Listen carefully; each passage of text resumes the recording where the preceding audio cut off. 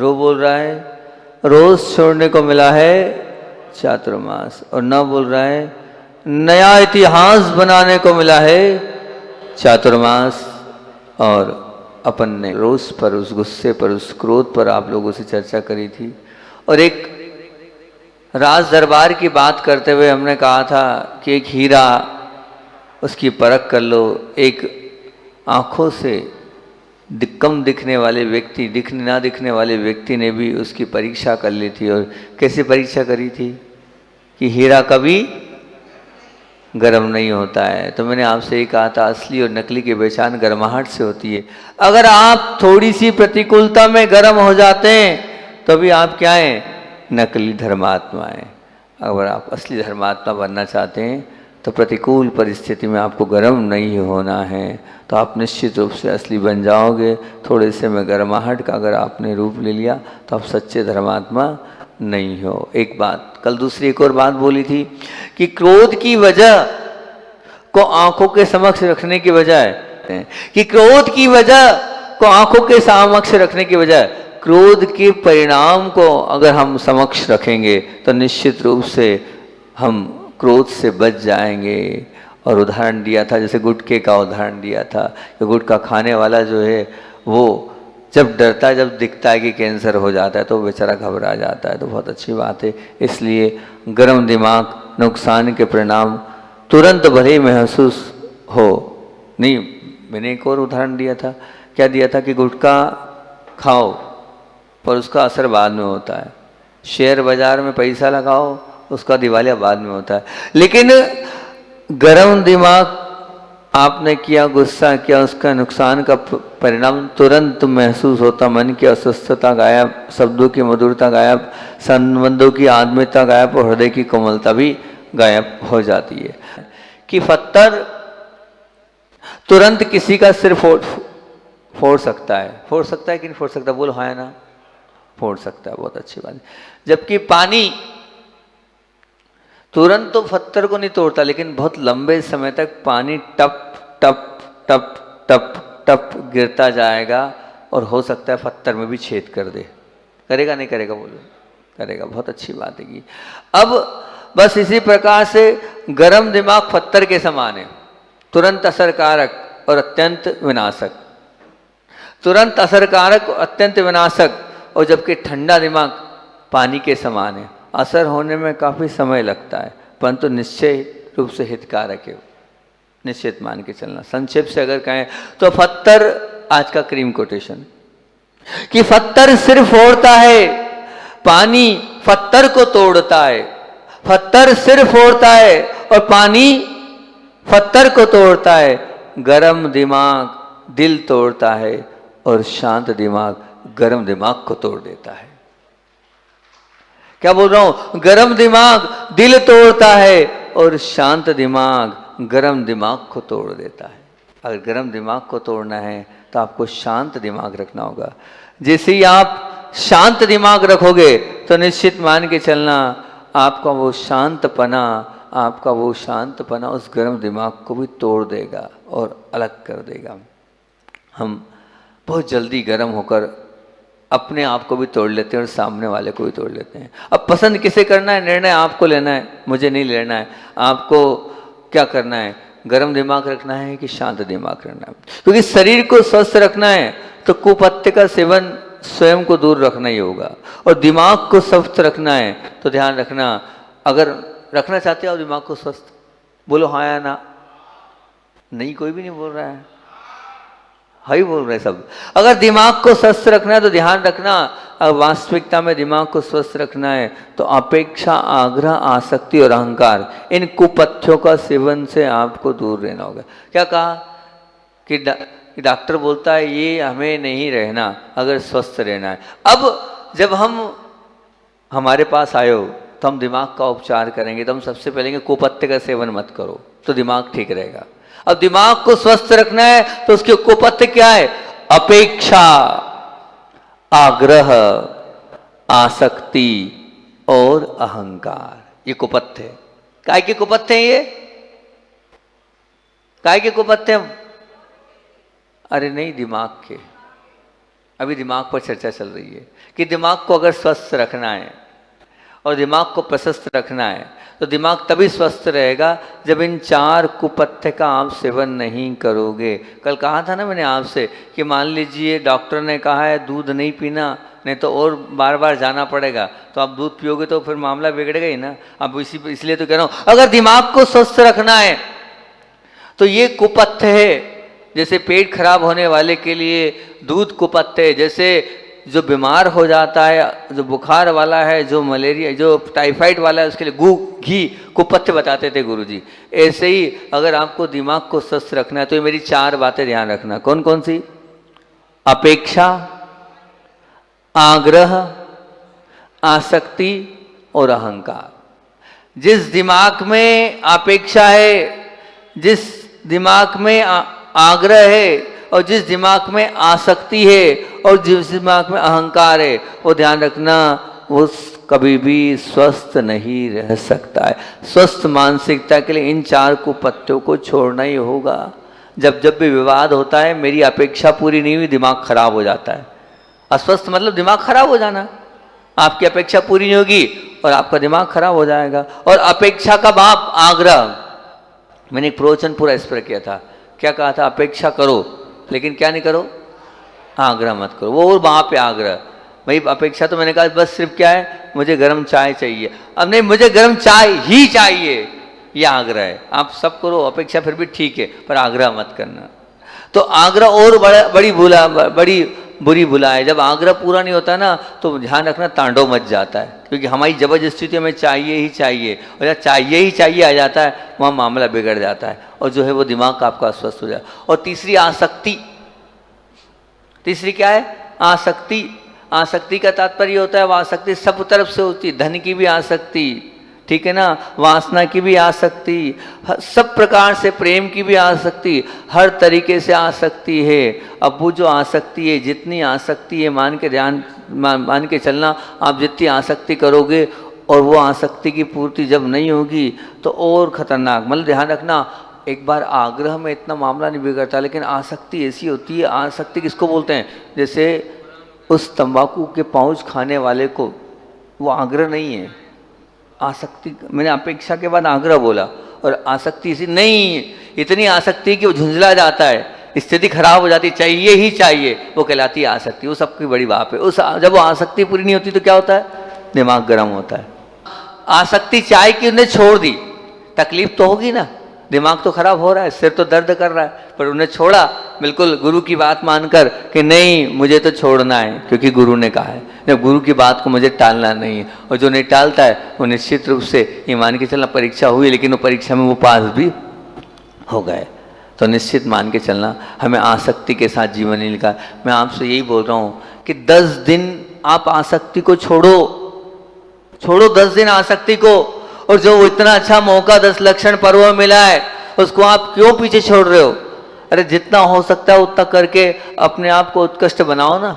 ये अगर नहीं है तो आप मान के चलना कि इतना बताने के बाद भी, इतना समझाने के बाद भी, इतना आपको संबोधन देने के बाद भी अगर आप लोग पीछे हट रहे हो तो पुण्य को ठोकर मार रहे हो।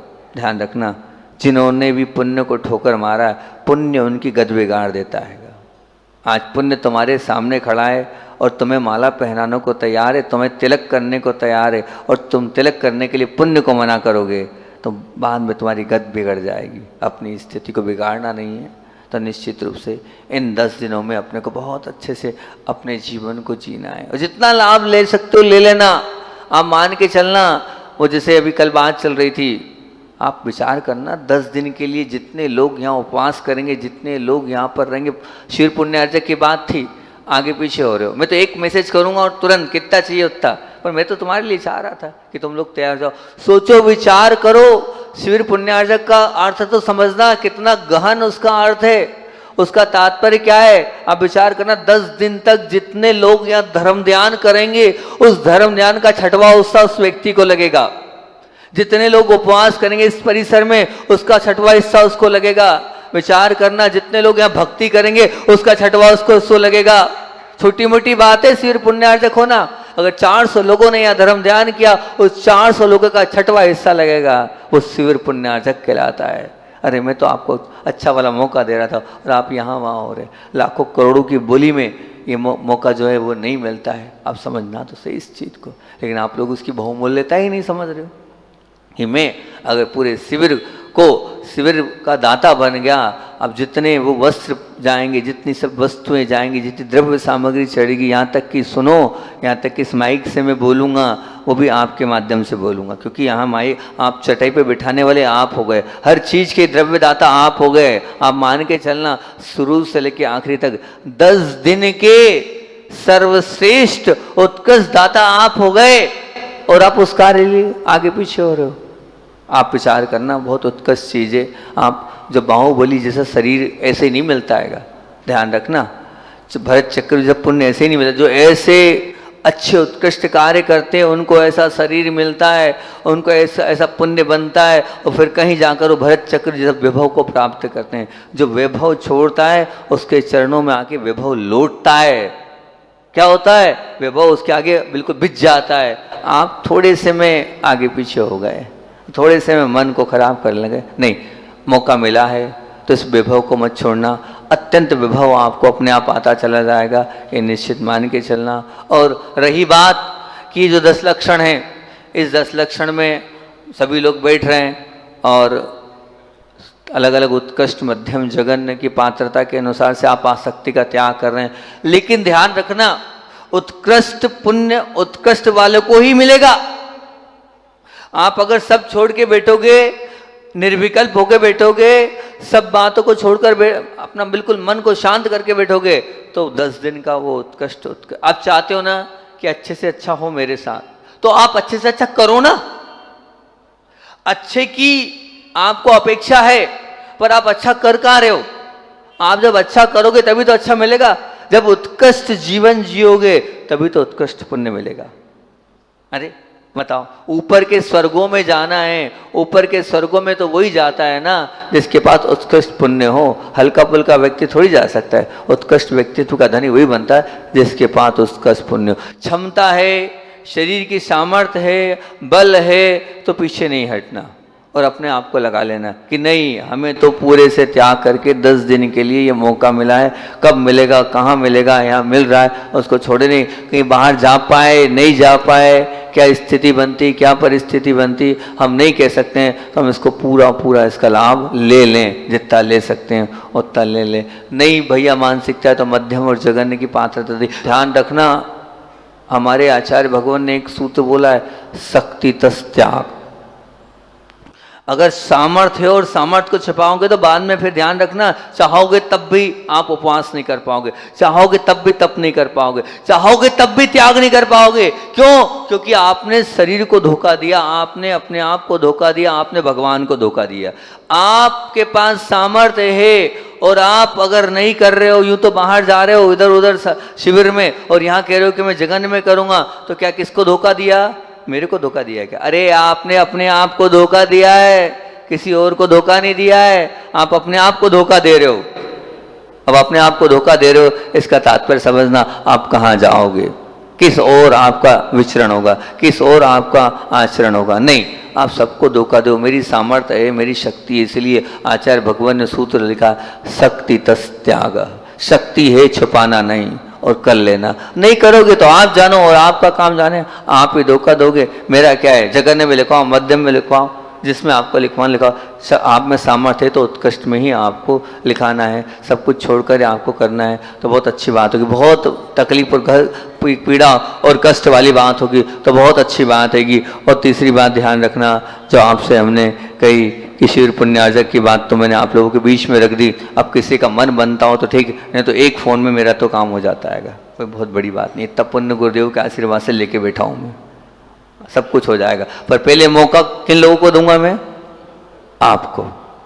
आपके सामने पुण्य खड़ा है, अगर आप तैयार हो तो ठीक, इसने 400, 300, 500 जितने लोग यहाँ धर्म ध्यान करेंगे, उस धर्म ध्यान में आप सहभागी बनना चाहते हो, सबको आप कहना चाहते हो, तो बहुत अच्छी बात है कि आप मान के चलना, ये आपको मौका मिल रहा है। अब आप जानना, आपका काम जानना, मैंने तो बता दिया, आसक्ति जितनी कम करोगे उतना ही आपके पास आता चला जाएगा, आएगा ही आएगा। अगर अभी हाल मान लीजिए आपको कोई व्यापार के लिए मकान खरीदना होता, तो आप फायदे वाला सौदा होता तो आप तुरंत नहीं लगा देते, तुरंत लगाते, ब्याज से ले लेते, कर्जा ले लेते और कर देते।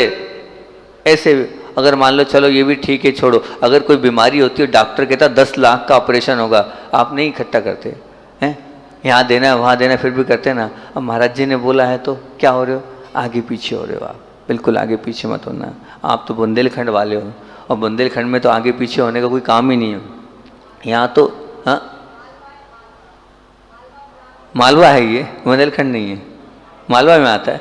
ठीक है, मालवा वाले भी जैसा नहीं है, मुझ पे ताव दे के खूब देते हैं, करोड़पति होते हैं मालवा वाले तो, बिल्कुल बेधड़क देते हैं।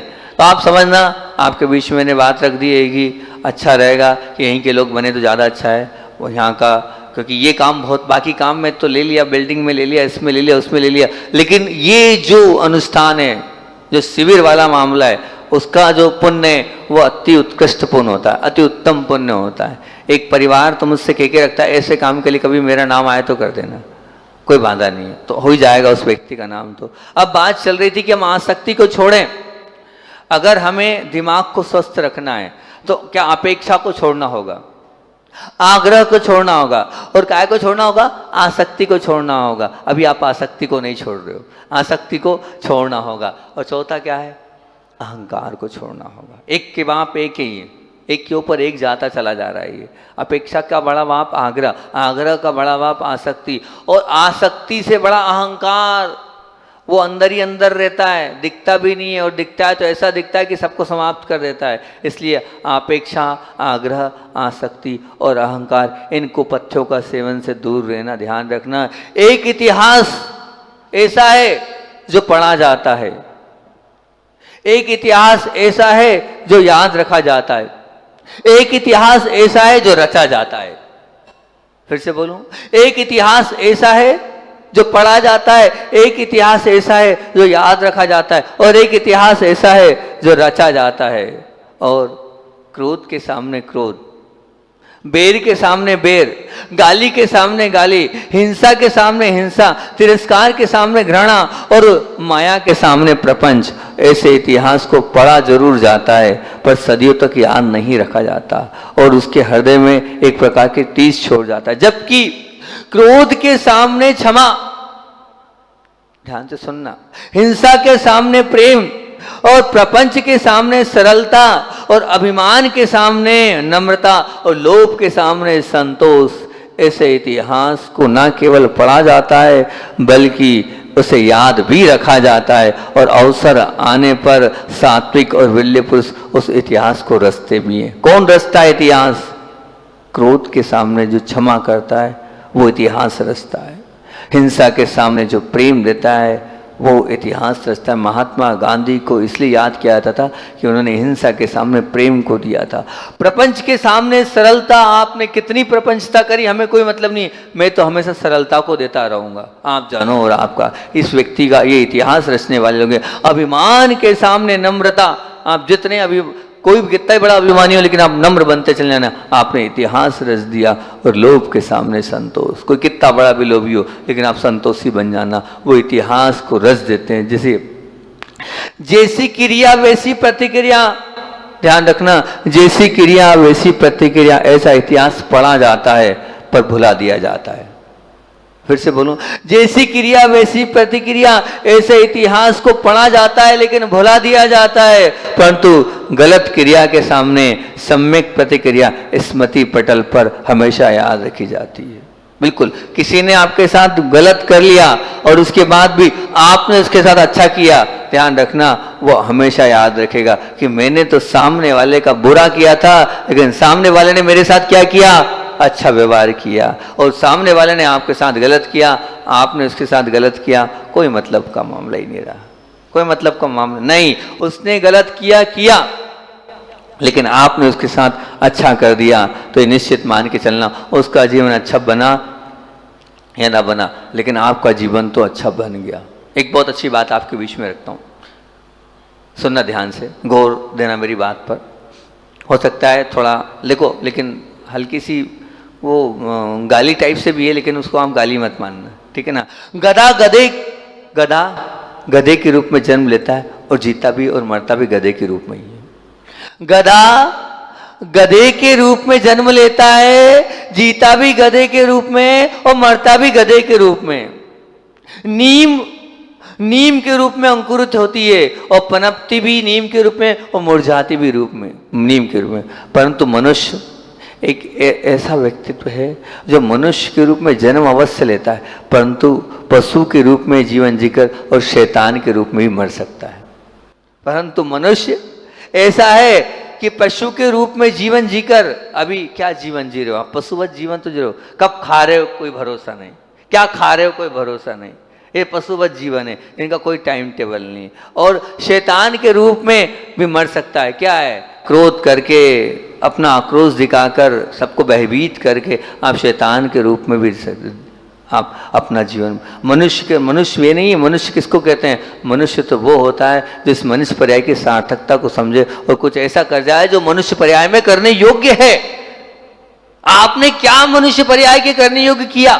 अपने आप को टटोलो, अपने आप को पूछो कि मैंने ऐसा क्या किया इस मनुष्य पर्याय में जो करने योग्य था और मैंने किया है, और मैं बड़ी डंके की चोट पर और बड़े ही ठोक कर कह सकता हूं कि नहीं, मैंने इस मनुष्य पर्याय की सार्थकता कर ली और मैंने कुछ अच्छा कर लिया है, कुछ अच्छा किया है। तो आप बताना, नहीं तो निश्चित ध्यान रखना, पशु के रूप में जीवन जीकर आप शैतान के रूप में तो कहीं नहीं बनने वालों में से आपकी गिनती आ रही है। आपकी गिनती तो आनी चाहिए सज्जन या संत के रूप में जीवन जीकर परमात्मा की तरह विदा हो जाना, ये होना चाहिए। ये मानव पर्याय की सार्थकता है। आप सज्जन या संत के रूप में जीवन जियो और अंत परमात्मा की तरफ विदा हो कि हाँ, मैंने अपनी आत्मा को प्राप्त कर लिया और परमात्मा होकर विदा कर लिया। संदेश स्पष्ट है मेरी इस लाइन का। मैं क्या बोलना चाह रहा हूं? मैं जोड़ना चाह रहा हूं, आपको यदि अतिक्रमण में रुचि है, क्या बोल रहा हूं मैं, आपको यदि आक्रमण में रुचि है, आपको यदि आक्रमण में रुचि है, तो आपका राक्षस बनना निश्चित है।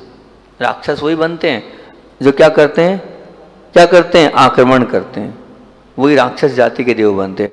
और यदि आपको प्रतिक्रमण में रुचि है तो आपको सज्जन या संत बने रहने में कोई नहीं रोक सकता है। बिल्कुल आप सज्जन बन सकते हो, संत बन सकते हो, लेकिन कब?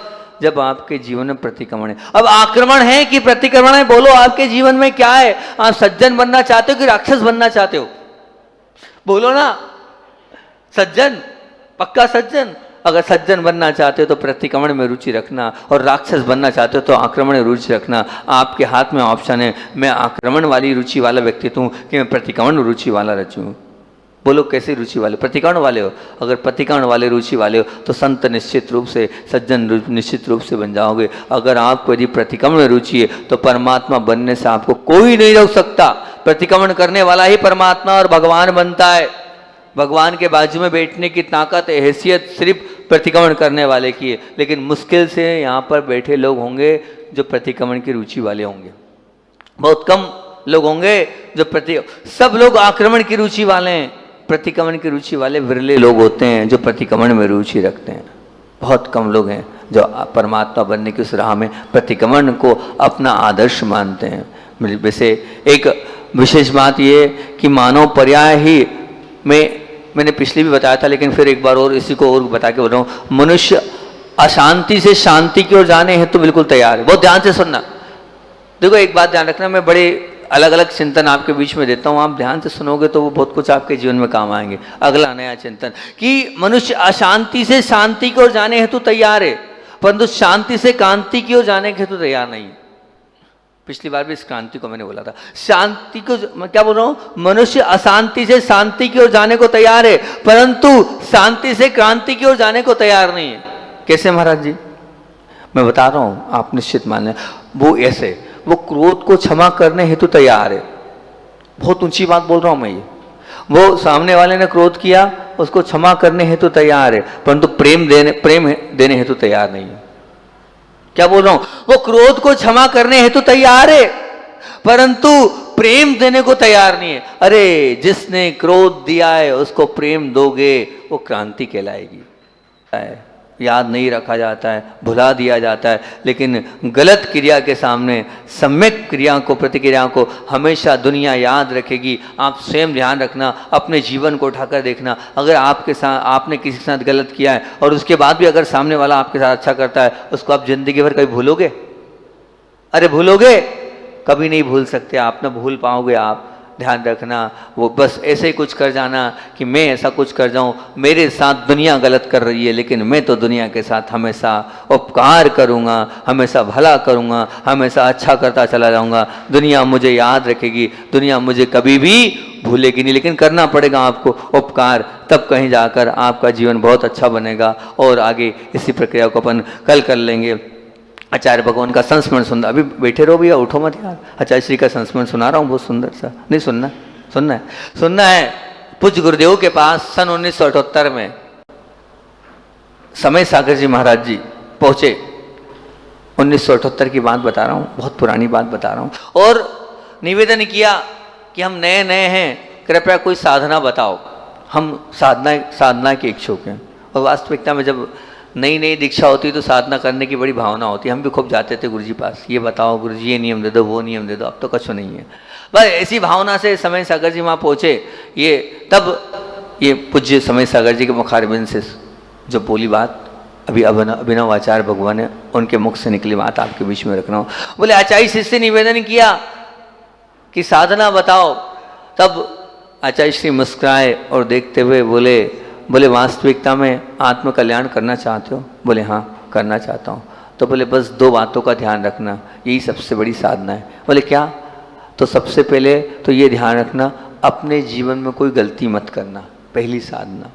और दूसरी बात, बोले दूसरा अगर कुछ गलत कर रहा है तो उसके दोष नहीं देखना, दूसरी साधना। बोले बस इन 2 साधनाओं को कर लेना, जीवन में इतनी साधना कर लोगे तो दूसरी साधनाओं की जरूरत ही नहीं पड़ेगी। क्या सूत्र दिया गुरुदेव ने कि पहली प्रयास तो ये करना, मेरे माध्यम से कोई गलती ना हो, ये बहुत बड़ी साधना है। अप्रभावना ना हो, बहुत बड़ी साधना है अपने आप में। और दूसरी कि दूसरा अगर कुछ कर रहा है तो उसके दोष मत देखना, वो भी बहुत बड़ी साधना है। ये भी अपने आप में कोई छोटा मोटा काम नहीं। बस तुम इन 2 बातों को ध्यान रखना, तुम्हारा कल्याण हो जाएगा। जीवन में सबसे बड़ी साधना यही है। और इस वास्तविकता में बहुत बड़ी साधना है। हम दूसरे के दोस्त जो बहुत जल्दी देख लेते हैं और बहुत जल्दी जो है दूसरों के दोस्तों में लग जाते हैं और बहुत जल्दी अपन गलतियां करते चले जाते हैं, दोस्त लगाते चले। ये 2 ही कर लें तो बहुत अच्छा हो जाएगा, हमारा जीवन सार्थक और उच्च बन जाएगा। शायद पूज्य आचार्य भगवान समय सागर जी महाराज जी ने ये 2 बातों का मैंने देखा है कि इन 2 बातों का उन्होंने बहुत ध्यान रखा। उन्होंने कभी गलती करने का प्रयास नहीं किया। भक्ति का समय होता था, 10 मिनट पहले आके बैठ जाते थे, कोई गलती नहीं होना चाहिए मेरे माध्यम से, हमेशा नीचे मुख करके बैठे रहते थे। ऐसे साधना पूज्य समय सागर जी महाराज जी की थी, उत्कृष्ट साधना उनकी थी। और कभी उनके मुख से किसी की बुराई नहीं सुनी मैंने। उनके नज़दीक इतना रहा, दीक्षा के बाद सबसे पहले मैं उन्हीं के कमरे में जाकर उनके बाजू में बैठा, लेकिन कभी उनके मुख से किसी की बुराई मैंने नहीं सुनी कि किसी साधु की बुराई करते देखा हूँ। और फिर जब मुझे उनने अपने मुख से बताया था कि जब हमने कहा आचार्य जी के पास आज गए और उन्होंने ऐसा कहा, तो बोले हम भी गए थे, हमें तो उन्होंने ये साधना दी, हम इस साधना में लगे हुए हैं कि कभी गलती करना नहीं है। और अगर कोई गलती कर रहा है, दोष कर रहा है, तो उसके दोष देखना नहीं है। यही साधना सबसे उत्कृष्ट साधना है। आप लोग मानो आचार्य भगवान समय सागर जी ने इतनी साधना करी और आज वो आचार्य बन गए, उस पद के धारी बन गए। आप भी ये साधना कर लो, आप भी हो सकते हो आने वाले समय में देव शास्त्र गुरु के रूप में आप भी पूजाने लग जाओ। वो पूजा रहे हैं तो आप भी पूजा सकते हो। इतनी सी बात पूज्य गुरुदेव की अगर आप मान लें तो बहुत अच्छी बात की। चलिए बहुत अच्छा, इतनी बात रखते हैं।